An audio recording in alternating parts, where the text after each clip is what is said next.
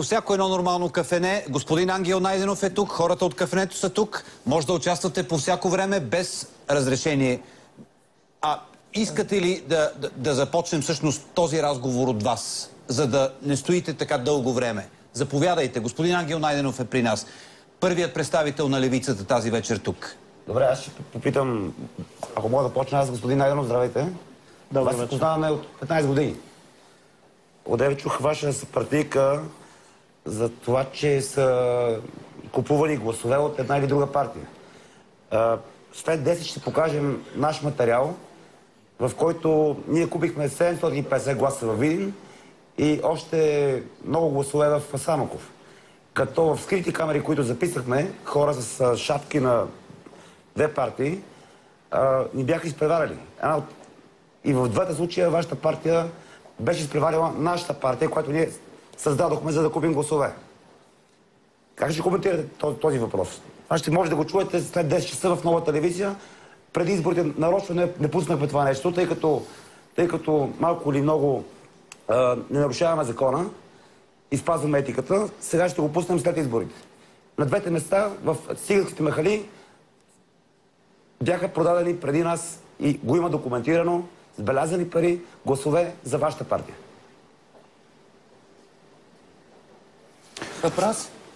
Това, което мога да коментирам е, че аз лично нямам основание да твърдя, че има купуване на гласове от името на Българската социалистическа партия. Добре, ако видите, има прокурорска образувана вече преписка. Като има образувана преписка, като има достатъчно основание, съответно бързо производство, вече имаме първите случаи. Факт е, че ние преди 2 или 3 седмици купихме на две населени места абсолютно наистина случайно. Абсолютно случайно. Целият екип е свидетел на това. Просто брокерите на гласове, с които се свързахме, ни казаха, вече продавахме на БСП. 1000 гласа, тук, там 500 гласа, ние дадохме повече парите, останаха малко гласове и за нас. Как става така, че вие обвинявате за купуване на гласове, при положение, че наистина вашата партия беше и на двете места, и в Самоков и в Видин? Няма как да говоря така хипотетично. Ако ми дадете примери... Към 10:30 да се върнете, чуйте ме малко. Да изгледаме материала. Чуйте ме малко. Василе, изчакай за момент. Чакай се пак да чуеш отговор. Примери, които са на територията на избирателния район, там където аз съм водач, мога да ги коментирам. Самоков и Видин, обяснете ми как точно да ги изкоментирам. Вие сте член на тази партия, господин Найденов. При положение, че има ли съответно заловени лица? Да, има. Има съответно заловени лица, има, да. Разбира се, трябва да има осъдени хора. Има обвиняем вече в Видин. Това, което мога да кажа, е, че никога не съм одобрявал подобна практика. Добре, защо се коментира? Аз съм от доста дълго време в политиката, бил съм включително и мажоритарен кандидат, така че няма хора, които да кажат, вие сте участвали в подобна схема. Аз за вас не говоря. Вас ви познавам много добре от 15 години. Ако искате да чуете моята оценка, е, че това веднъж за винаги трябва да бъде пресечено. Добре, ма, що го прави вашата партия? Не мога да ви кажа дали го е правила моята партия, след като аз лично нямам подобно. Добре, елате 10:30 да гледаме заедно материала. Повтаряш го и го потретваш това нещо, а всъщност основната тема е, че БСП обвинява ГЕРБ за победата на ГЕРБ, за това, че е направила с купуване на гласове с нарушения, а всъщност има факти, които доказват, че БСП е правила. Позволете ми да кажа, че първо все още не твърдим, че ГЕРБ са спечелили изборите. Второ, не твърдим, че ГЕРБ са спечелили с купуване на гласове. Чухме Мая Манолова да каже, че това са едни избори. Аз имах вече възможност да кажа, че и на тези избори не беше пресечена тенденцията за купуване на гласове, за контролиран вод. Аз лично в моя избирателен район имам поне две партии, за които спокойно мога да кажа, че на тези избори осъществиха наистина един особено висок контрол на гласовете, които са подадени за тях. Корпоративен вод, откъдето и да го погледнете. Нека да изчакаме окончателните резултати, за да коментираме тези резултати и да видим кой е спечелил, кой на коя позиция според резултатите и кой влиза в Народното събрание. Вие разбирате добре, че тогава, когато имате между 30 и 50 или 55% откази за участие в екзит пола, е ясно, че тези резултати в много голяма степен са изкривени. Стефан Гамизов искаше да пита нещо, не ли? Добре, заповядайте, господин Сугарев. Тъй като стана дума и за тези избори, сега има един съвършено конкретен въпрос към господин Найденов. Ами това е петата загуба на БСП от ГЕРБ. Не бързайте от с загубата. 2005 Би била. година. Би била, да речем. Би била. Според досегашните резултати би била.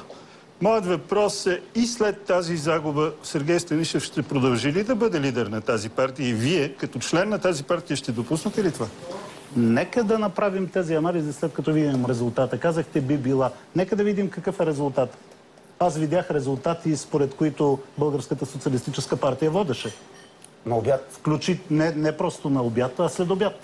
Аз лично не съм Така че изчакайте тези резултати. Ще ви кажа тогава каква ще бъде съдбата и на ръководството, и на господин Сергей Станишев. Онова обаче, което мога да кажа на базата на това, което се появява при цялата условност, е, че Българската социалистическа партия увеличава като брой гласове, подадени за нея на тези избори. Това е факт. Да. Те към момента са не по-малко от 350-400 хиляди. Второ, онова, което може да се каже е, че повече от 2/3 от българските граждани, 70% от българските граждани, очевидно не искат ново управление на ГЕРБ.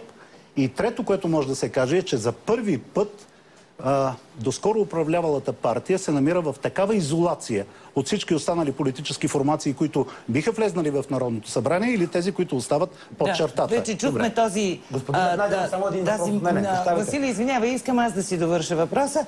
Вече чухме това заклинание или мото, или... Това според мен е неоспорим факт. Добре, то не е заклинание. Но се повтаря. ГЕРБ е в изолация, ГЕРБ е в изолация. Да си представим, че ГЕРБ все пак спечелва, независимо от отказа на хората да участват в екзит полове. И трябва да направи правителство, защото вие сте партията, която казва, че страната е в криза, че предстоят тежки дни.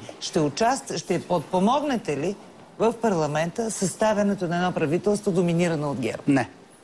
Тоест, вие ще напуснете парламента. Ще повторите един македонски... Всякакви договорки изключвам с ГЕРБ. Не става дума за договорки. ГЕРБ предлага правителство, вие... Това би било също част от тези договорки. Защо? Не, няма да подкрепим. И аз не виждам кой би подкрепил правителство, което се формира от политическа формация начало с сегашните лидери на ГЕРБ в лицето на господин Борисов и на господин Цветанов. Кой знае? Извинявайте. Кой знае? От това, което виждам, няма желаящи за подобна подкрепа. Въпросът е дали това би била една национално отговорна позиция на БСП. Когато страната се окаже наново в криза, бихте ли подпомогнали... Ако ме питате дали трябва да има ново правителство на ГЕРБ в тази тежка ситуация, не. Защото това само би задълбочило кризата. Извинявайте, но резултата, който виждаме в момента в България, е резултат от управлението на ГЕРБ. Какъв изход виждате Тази криза е и социална, и икономическа, и политическа. 4 години тези хора ни убеждаваха, че се намираме в криза и че те правят непрекъснато усилия да излезем от кризата. И колкото повече усилия правеха, ние толкова повече затъхме в кризата. Добре, но какъв изход виждате тогава? Представете си, ГЕРБ печели. Не виждам нови избори. Не виждам изход с ГЕРБ. Нали това искате да разберете? Нови избори ли, господин Ангелов? Ангел Найденов, извинете. Има други начини, по които може да бъде съставено правителство без ГЕРБ. Коалиция. Нека да видим кои са политическите формации, които биха прескочили. Това са две политически формации най-малко, които се твърди, че имат шансове да прескочат бариерата. Ние сме номинирали кандидат за министър-председател. Този кандидат за министър-председател по начините, по които се формира управлението в България, съгласно Конституцията, би имал възможност, връчвайки мандат за съставяне на правителство, да състави проект на този кабинет, да състави проект на програма на правителството, което той ще оглавява и съответно да ги предложи за одобрение и подкрепа в парламента. Сегашните екзит полове показват, че вие можете да съставите правителство на ръба с ДПС. Ще го направите ли? Не ме питайте конкретно с кой бихме направили правителство. Ето аз ви обясних стъпките и тук не говоря изобщо за политически формат. Много ми е интересно дали поемате риска да се тръгне на втори избори. Аз в този момент не говоря за коалиции, както виждате, не говоря и за споразумение с политически формации. Обясних, според мен, стъпките, които би следвало да предприемем с оглед на това България да има правителство, а че трябва да има правителство, няма никакво съмнение, защото колкото повече продължава безвластието, толкова по-зле за българските граждани, за съжаление. Господин Найденов, има нещо много любопитно, което хем любопитно, хем ми е малко трудно да си го обясня. ГЕРБ върнаха мандата на управление преди около 3-4 месеца. Те не управляват реално от преди 3-4 месеца. Хората излязоха на улиците, започнаха да свирка срещу тях, митинги и така нататък и така нататък. След 3 години и кусор управление на ГЕРБ, след всичките скандали с послушванията през последният месец, които в крайна сметка би трябвало да налеят вода във вашите менци, след всичко, което се случи дори вчера, ако приемем, че това не беше чисто и просто една истерия, но е примерно нещо по-сериозно, аз съм учуден от резултата на социалистите. Да не говорим, че във време, в което... Приятно учуден или неприятно учуден? И двете. Така става ли? И двете. Става, да. И още нещо. В тежки времена за българина, когато той трябва да е ляв, да олевява, да чува, да иска да чуват политиците, че ще има повече данъци за богатите, повече добрини за него, се оказва, че ГЕРБ пак ви бие с някакъв огромен резултат, обаче пак първа политическа сила. Моля да се използва и все пак условно наклонение. Учуден съм от всичко това. Добре. Обяснете ми го по някакъв начин, преди да тръгнем да правим правителство. Нека да започнем коментара от следното. Аз пак ще се върна към това, което казах, че имаме и като процент, и имаме и като брой гласове увеличение на гласовете подавани за Българската социалистическа партия. Още повече, че припомнете си, имаше изследвания, които не ни даваха повече от 22%. Извинявайте, но в момента говорим за 28-29%. Да, можем да ги покажем отново и отново и отново. 4% е за сега разлика. Това е близо 10% увеличение на гласовете подавани за БСП. Това добре ли е, че те станаха с цената на такива огромни скандали? Споменах вече, това са не по-малко от 350-400 хиляди, в зависимост от резултата и от активността. Това са гласове, които биха могли да бъдат в рамките до 1 милион. Увеличаване на гласовете подадени за БСП. Това не можете да кажете нито, че е символично, нито, че не е резултат от определена политика и поведение на БСП в рамките на тези 4 години. Трето, факт е, че много бяха затруднени анализаторите да преценят как точно ще се отразят серията от скандали в рамките на предизборната кампания и вчерашния, аз го наричам мега скандал, върху активността на българските граждани. Вие подкрепихте вчерашното нарушение на българската конституция и го отъждествихте с гражданска позиция. Аз знае вашата чисто емоционална позиция, реакция и отношение към вчерашния скандал. Аз не коментирам скандала че сам го направихте. Емоционално ви казвам. Не коментирам сам по себе си скандала. Вие ме чуете, моля ви. Хайде да ме чуете и вие. Само да завърша. Позволете ми да завърша. Това, което искам да кажа е, че не беше ясно как ще се отразят серията от скандали върху активността. Някои очакваха, че това ще доведе до по-висока активност, други допускаха ето тази сравнително по-ниска активност, казвам сравнително, с оглед на резултатите 2009 година. Вие знаете моето лично уважение към вас, господин Найденов. Обаче, ако БСП беше принципна партия, вчерашния скандал тя щеше да го осъди. А вие подкрепихте гражданската позиция на човек, който наруши изборния закон, направи изстъпление, може би някакви инсценирани действия. Все още прокуратурата трябва да Вижте, така както на 28 март, когато беше внесен сигнала за подслушването, имаше хора, които казаха, не, мълчете си, не коментирайте, внесете го и повече не се обаждайте. Моето мнение е, че трябваше да направим тази реакция и съответно да подкрепим усилията на вашите колеги.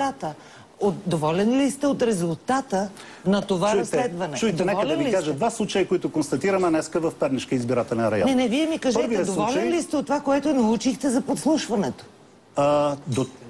До този момент не мога да бъда доволен, защото това е срамно петно върху образа на страната, в която живее, на моята родина.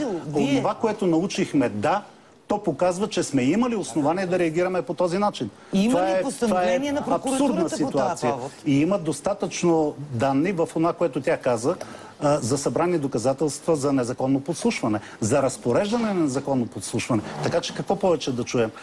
Прокуратурата каза, 2/3 от този сигнал е потвърден. Едната трета са очевидно имената на хората, които са били подслушвани. Така че няма защо да се връщаме на този скандал. Имахме право и трябваше да реагираме и аз мисля, че го направихме. Второ, да се върна на темата за тези случаи, за които споменах. В една от секциите се констатира, че вместо 1000 бюлетини, предадени от РИК по опис, там са 750. 250 липсват. Ако направим връзката с вчерашния мега скандал, нали е ясно как точно ще се реализира тази схема за подмяната на резултатите? Второ, установява се в друга комисия... Добре, хипотеза. Аз точно върху хипотезата разсъждавам. Установява се в друга комисия днес при отварянето на секцията липсата на оригиналните протоколи. Нали, разбирате, че те в един момент могат да се появят с коренно различен резултат от този, който е де-факто резултата. Ето ви една схема, която показва, че нямаше основания, нямаше аргументи. Не биваше да се мълчи по този скандал. И аз мисля, че абсолютно основателно и разумно бяха подкрепени усилията на вашите колеги. Добре. Цялата загриженост, която трябваше да бъде... Не е загриженост, това е нарушение на закон. Точно така. Значи, вие подкрепяте нарушение на закон, айде да не се връщаме. Аз лично повече въпроси към вас нямам. Никога не съм бил сред хората, които подкрепят нарушаването на закон. Добре, господин Найденов, благодарим ви. Успех до края на изборния процес. Да видим какви ще бъдат крайните резултати. Първият коментар на представител на левицата в студиото на изборното кафене на Нова, господин Ангел Найденов. Благодарим. Сега, на мен ми се иска да включим вече в разговора и нашите приятели от кафенето, за да можем да си говорим с тях. Да, благодарим ви. Васил вече заема мястото си. Можем и чакаме, ако не бъркам, ни липсва един. И това е господин Гамизов. Господин Найденов, може ли? Не може. Приключихме с господин Найденов. Не, само един въпрос. Аз поне съм криминален репортер, не съм политически репортер. Не може, Васко. Вече не действа. Аз пак си го задам въпроса. Добре, задай го на мен. Добре, на тебе. Добре, значи при положение, че господин Найденов каза, че... иска да тръгва, защото го чакат на други места. Момент. Вие казахте, че аз наистина съм криминален репортер, политиката не ме интересува. И не гласувам. Вие казахте преди малко нещо, което ми направи като човек впечатление. С този резултат хората показали, че не искат ГЕРБ да управлява. А вие имате по-малко процент от тях. Това означава ли, че искате вие да управлявате? Да, аз така разчитам този резултат. Гласуват по-малко за вас и искат да управлявате вие. Да, аз го разчитам така. Това е елементарно неуважение към принципите на демокрацията. Кое точно? Това, че с по-малък резултат искате да управлявате. Според принципите на демокрацията и на българската конституция се връчва мандат на първата политическа формация, която и да е тя. При положение, че тя не може да състави правителство, следва връчване на мандат на втората. Ама вие казвате, че и това е... точно това ви казвам. И аз го разчитам точно така, като възможност от страна на българските избиратели Българската социалистическа партия да управлява и да формира правителство.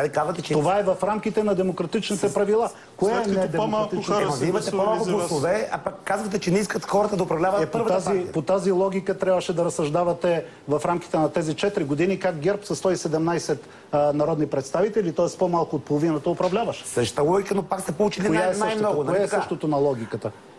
Пак са получили най-много. Вие ме питахте като криминален репортер. И аз ви отговорих. Като човек, който се съобразява. Трябва да освободим господин Найденов, защото той има и други участия в Националния дворец на културата. Още веднъж благодарим. Много благодарим. Но тъй като сме започнали да си говорим с вас, сега е момента да чуем вашите коментари. Василе, не ставай оттам. Очакваме господин Гамизов да се завърне, може би всеки момент на неговото место. Първите, да поговорим по-сериозно за това, какво ви прави впечатление, имайки предвид данните, с които разполагаме. Alpha Research, всеки момент можем да ги видим отново, вече излезе на няколко пъти с резултатите от Exit Poll. Повлияли всичко това, което говорим, можем да го илюстрираме ето по този начин. Повлияха ли скандалите? Повлияли вчерашния ден на резултатите, които виждаме на тази прекрасна графика? Естествено, че повлиях. По какъв начин? Ако не беше този черен пиар, който от начало до край беше предизборна кампания на БСП, вероятно резултатите биха били по-различни. А всъщност социалистите знаеха, че не могат да увеличат своя резултат, че не могат да привлекат нови хора към себе си, но разчитаха да отвратят, отблъснат и намалят по този начин резултата на своите опоненти. И това на практика се случи. Ако не бяха тия скандали, вероятно разликата щеше да бъде не 4, а примерно 10%. Така ли смятате и вие? Имаме един социалист, който може да коментира. Че господин Найденов излезе и ако трябва да правя аналогия с други изборни кампании, мисля, че за пореден път БСП допусна грешка да влезе в кризисния пиар и то черния пиар. Ами защо не го казахте докато беше? Това, което говори господин Сугарев. Не, понеже диалога вървеше активно за това. Трябваше да се обадите. И само ще дам два примера. Спомням си секирите по телевизията, едни клипове, които беше даден анализа, че точно тия клипове са повлияли на слабия резултат на БСП. Спомням си обаче и 2009 година думите на Ахмед Доган сакралните, когато дигнаха избирателната активност и когато днес казваме, че тя не е такава, каквато някои са очаквали. Спомням си и тогава оценките, че моралният победител е била БСП, пък нищо, че е на второ място. Честно да ви кажа, боли ме от такива оценки и за пореден път, казвам, този филм повече не искаме да го гледаме. Ние сме партия, която не се бори за второ място или така моралния победител в политика, да знаем, че първенците получават правото да съставят и правителство, да управляват и нещо повече да реализират програма. Къде е отговора?